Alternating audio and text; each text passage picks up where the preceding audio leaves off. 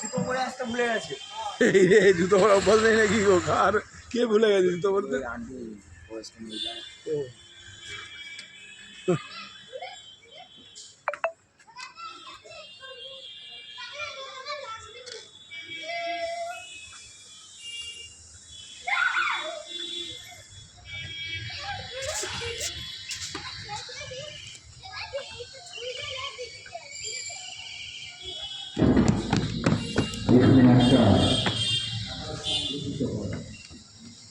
যা ভগবান বিষ্ণুর চার মাসের স্বয়ংকালকে চিহ্নিত করে।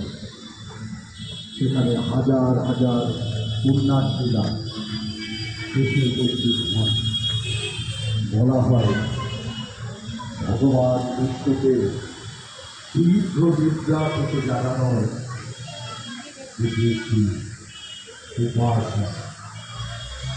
শোনা যায় রাজা প্রতাপ মল্ল ১৬শ শতাব্দীতে একটি ভবিষ্যৎবাণী বা পূর্ববাণী শুনতে পান।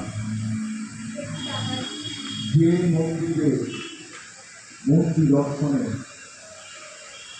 তার মৃত্যু হয়, কারণ তিনি অভিশপ্ত। রাজা প্রতাপ মল্ল এই দৈববাণী পড়ার পর উদাহরণের কণ্ঠ মন্দিরে ফিরিয়া মূর্তি দর্শন করতে চান। তার পরবর্তীকালে সমগ্র রাজ পরিবারের কেউই সেই মন্দিরে প্রবেশ